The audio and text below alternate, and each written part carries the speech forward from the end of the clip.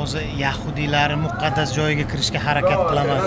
Stina placha deydilar. Qani kirgizadimi yo'qmi ko'ramiz, bilmasam. Ichkari kirgizdi. Ichkari axrana bu. Bu obzor uchun kiryapman men. O'zi bu yoqqa kirgizmaydi musulmonlar.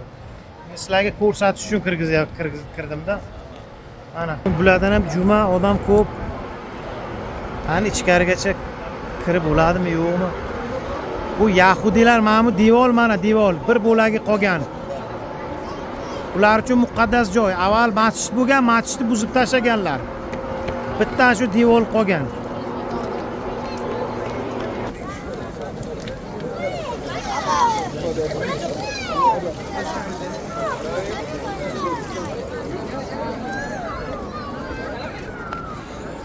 Mana qaranglar. Ana shu devor, Stina placha. Bu tarafda ayollar mana bo'lganlar ikkiga. Bu tarafda erkaklar. Ana shu bizlar uchun qanday Makkada Ka'ba muqaddas bo'lsa, bular uchun mana shu devor bir bo'lagi. Ular ham shu masjiddan bir bo'lagi qolganda. Qancha bir? Bilmayman, 100 metrmi ana shunday. Ana shu yerda bular sig'inyapti. Shu borib yaqinroq ko'rsatishga harakat qilaman hozir sizlarga. Qaranglar, mana shu devor, masjiddan qolgan devori mana. Shular shunga sig'inadi mana. Endi devorga sig'inmaydi-yu, yengil.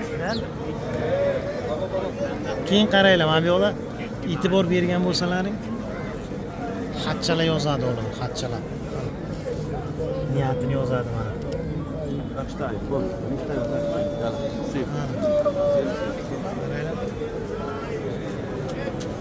Ana shu yahudiylarni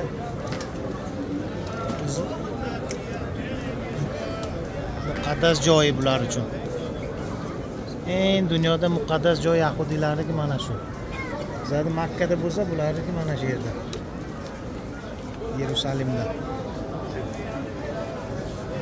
Bitta qiziq narsa ko'rsataymi sizlarga, mana shu Yerusalimda, Al-Aqsoda, keyin Stina plashda qaranglar. Mana bu hozir yahudiylar tarafida mana shu devor mana Stina placha.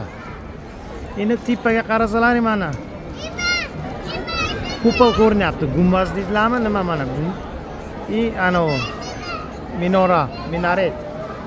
Al-Aqsa, mana shu Al-Aqsa mana. Hali hammasi bitta joyda joylashgan. Bu tarafda yo'da ko'rinayotgan bo'lsa, mana Qubbatul Sahro. Bitta joyda mana bu devor, u tarafida Al-Aqso. Qiziq, mana bitta joyda musulmonlarniki ham, yahudiylarniki ham. Mana shunaqa gap. Shunaqa. Bu hammasi obzor uchun, sizlar uchun. Hozir kirmasdim bu yoqqa.